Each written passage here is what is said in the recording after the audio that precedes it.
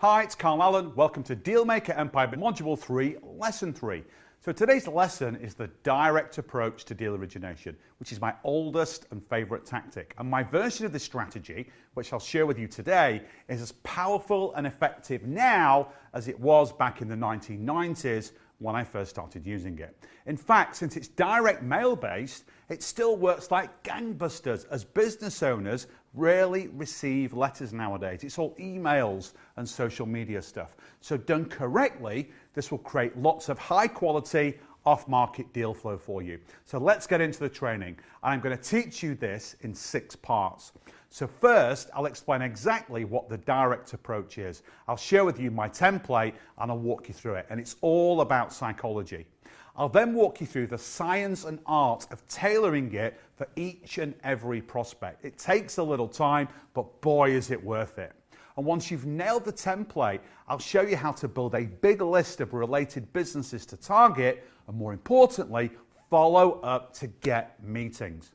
So what is the direct approach? So it's a tool to create off-market deal flow, which are deals that aren't listed for sale by a broker or other intermediary. These are businesses we don't yet know are for sale, but let's face it, every business is potentially for sale. The direct approach helps us identify which businesses are for sale in the mind of the owner. It's meant to trigger an emotional reaction in the seller because it's gratifying to think someone you don't know thinks your business is that valuable. We say potentially for sale because until we contact the owner, we don't actually know if they're looking to sell the business. If they're not, there are many other ways we can use the contact for referrals to businesses they know that are for sale, for mergers, for joint ventures, etc. More on that later. So what's great about the direct approach is it immediately builds trust, credibility, and rapport right off the bat. This is golden, but it's a numbers game. Whilst it's not like direct mail, where typically 1 in, say, 100 hit the mark, in deal making, it'll be more like 1 in 3 to 1 in 4, because we customize each letter for a specific business and the business's owner. That's the art and the science behind this approach. So we send the letters out in waves of 10 to 20 at a time. And you can use someone inside of your business to do the legwork, or you can outsource this to, say, a virtual assistant. The key, alongside all the other deal origination tactics, is to be constantly feeding your deal origination funnel, playing the numbers, feeding the funnel, filtering and qualifying as per your deal specification, and then spending your time on those highly related targets that map closest to your deal specification one sheet. So here's the template, and you can customize this to your deal prospect. So let me walk you through it. This is for an offline business, an engineering business. I'll then walk you through another one for an online business. Then I'll show you how to tailor and where to get the insights. So dear Paul, I wanted to write to you directly and in a private and confidential way. We haven't met.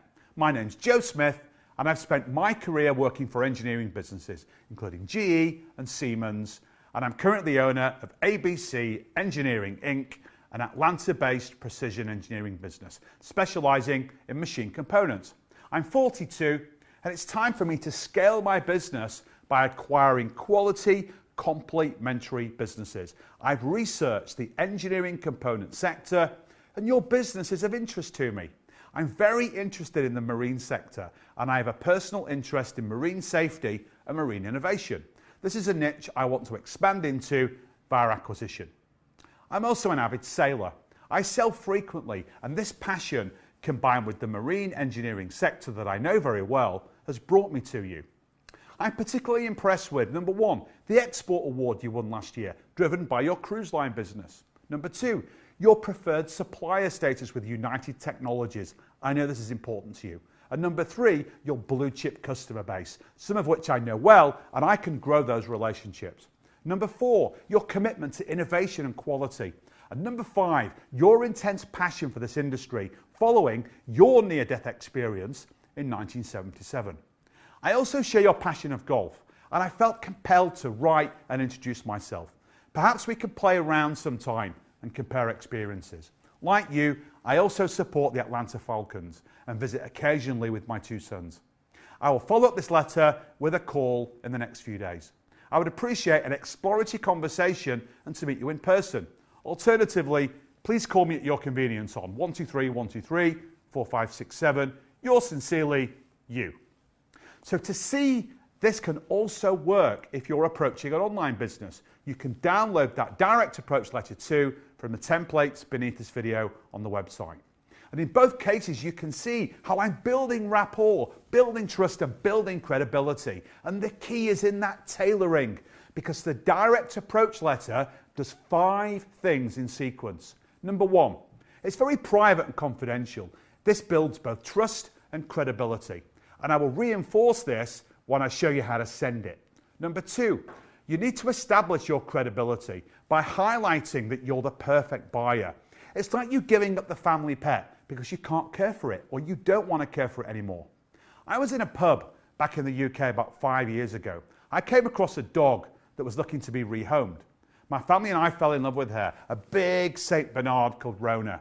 We offered to take her, but we couldn't until the owner came to see my house to make sure that we were a good family with a good environment for the dog. And it's the same thing in most cases when a business owner decides to sell. They want to make sure that their business is going to be in good hands. And number 3, once you've built that credibility and trust, it's time to build the rapport. You need to tell the owner what you really like about the business. What would impress you if you owned that business? What would you be proud of? The customers, the awards, the team, the products, the services, anything.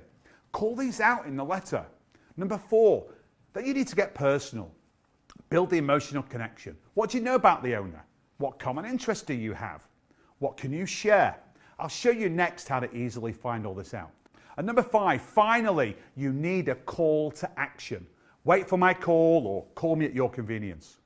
Now, the information that you need to tailor the letter can all be found online. Company information will be online. Awards, press releases, anything that's happened materially to the business will be either searchable or it will be on the company's website. The business may also have a Facebook or a LinkedIn page or other social media presence. Check those out and look for juicy nuggets to drop into the script. For personal information, look at the owner's personal Facebook or LinkedIn profiles and look for common areas like sports, food, travel, other hobbies. Anything you can speak to that's related to you is very useful. And I had a business target a few years ago that I really liked. I'd written to the owner, followed up by phone, no response. And I checked out his Facebook profile. 2 big nuggets. Number 1, he supported a big local soccer team. And number 2, he'd recently had a grandchild. So I purchased a baby soccer kit from Amazon and I shipped it to him with a note. Do you think I got a call back? You bet I did. I didn't acquire his business in the end. It wasn't as good a fit as I thought it would be. But $20 got me in front of this guy. Super powerful. Now, I'm not saying you send gifts to all prospects, but think outside the box as to what you can do in a free or low-cost way that will massively build rapport right off the bat. Okay, now that we've covered off on the template, let's talk about how you build your master target list. So first, add all the businesses that you know of already. If you know the owner directly, just call them up. If you don't know them, use the template. Next, grab the directory of businesses in your niche. Depending on your sector, there'll be various forms of directory lists. If not, there's generic business information databases. There's a list of them for download below. Most offer free trials, so you can access them, get the data, and not have to buy a subscription. Or you may already have access to some of them for your standard business development work. Also, online tools like D&B Hoovers and InfoUSA, those are available for free via your public library, so you can surf at will from your computer. There are also business-to-business exchanges that you can access to connect to potential targets, like Mergent Intellect. And here are the best resources for you. The full list is for download below, but definitely check out D&B Hoovers, InfoUSA, BVD, which is Bureau van Dijk, BBB, the Better Business Bureau, Mantra, and in the UK, there's also the Companies House database, Doodle, Company Check, Endol, and premium databases, which are super expensive, but free trials are available, called Mint, Fame, and Zephyr. Again, all the links are in the download sheet below. And with the premium tools that you can get on a trial, there's some really cool stuff you can do. You can search by industry sector. All the tools have their own filtering methods and sector classifications. But you can also search by industry codes, like the NAICS codes in the US. Some also give you revenue estimates, which is really important. And here's why. You're looking for opportunities in the $1 to $10 million space, $500,000 plus if you want to go down to that level. So you want to make sure that the target business, it's not like a $1 billion subsidiary of GE, or it's a $10,000 a year business that's being done from someone else's garage. And if you know from your deal spec that you need 3 $1.5 million deals, there's no point looking at a $10,000 a year deal, right? And if you can't get a revenue estimate, most sources will give you employee numbers, which you can compare to your own business. So for example, if you have a $1 million business and you have 10 employees, you know it's a $100,000 per employee business. If your target is in a similar sector and has got 15 employees, it could be in the $1.5 million range. One employee, probably not a good deal. Or 10,000 employees, it's going to be way too big. If you're looking at online businesses, use other metrics like traffic stats. So there's lots of tools online for this, like SEMrush, SimilarWeb, or Alexa, even YouTube followers or Facebook likes. It's just to give you a basic steer on a revenue range. That's all you need. Profits, balance sheets, etc. Those will be available once you connect, have a conversation with the seller, and if the owner is interested in selling and you want to buy the business. And once you have the list, you've done the research and you've crafted those letters, it's time to send them out. You can do this directly, or if you prefer, have your CPA do it. Direct is much better as it's easier for you to build rapport. For your CPA, he or she will have a standard template, but it's still important to tailor it. And when the letters go out, make sure you state private and confidential everywhere, on the envelope and on the top of the letter. And I also include like a blank cover sheet to mask the letter contents with another private and confidential statement. So why is that? Because you don't want to alert any of the employees to a potential sale. And this builds massive trust and credibility for you in the eyes of the seller.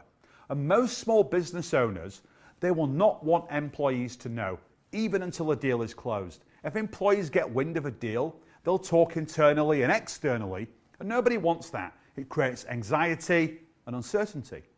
So keep it really tight. The owner will love you for that. Now I handwrite the envelope, and I also top and tail of the letter handwritten. And I also include a handwritten PS that's playful. Go Falcons in this example.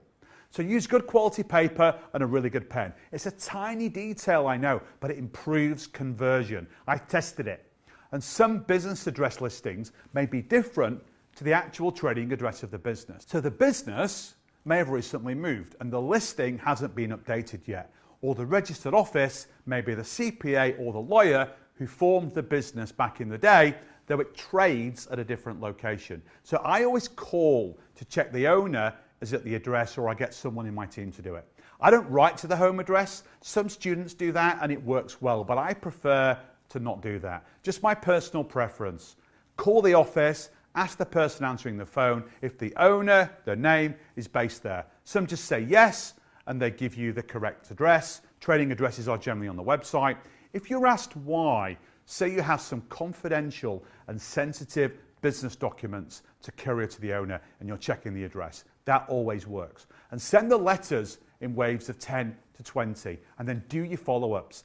Then send letters to the next 10 to 20, on and on and on. On the follow-ups, some will call you directly. Others will need you to follow up. I prefer to do these via the phone, but you can also use LinkedIn email. Don't use normal email, it's not secure. My assistant reads all of my emails and she flags the 1% that I need to respond to. I don't have time to check all my emails, I get 400 a day. I much prefer a call versus a LinkedIn email, because when you call, ask for the owner by first name only. It's a bit like working in sales. It conveys a relationship to the person that answers the phone, the gatekeeper. And if that's what it's regarding, just say you sent the owner some sensitive documents earlier in the week and is expecting my call to discuss. You've said that in the letter. Now that works 80% of the time in my experience. And you may get asked what the information is about. Some gatekeepers, they can be really nosy. Just mention it's highly sensitive and that the owner wouldn't want me to discuss it with you, the gatekeeper. Now the direct approach with the follow-up, if tailored correctly and followed up diligently, will generate a 25 to 30% response rate. The more you tailor, the higher the response. It makes sense, right? There are two students, Flint and Alex, who see conversions in the 75% to 90% range because they spend a ton of time researching each business and the owner, and the letters, they're works of art. If you prefer to go for quality over quantity and get these kind of results, then do it. I think it's great, but I don't do that. I'm a mix. Once you get through and you have that initial conversation, the goal is to schedule a meeting or a longer follow-up call. Don't go into too much detail on the first point of contact. You want the time before the longer session to do more research and preparation, which we'll cover in module number 4, deal analysis and meetings.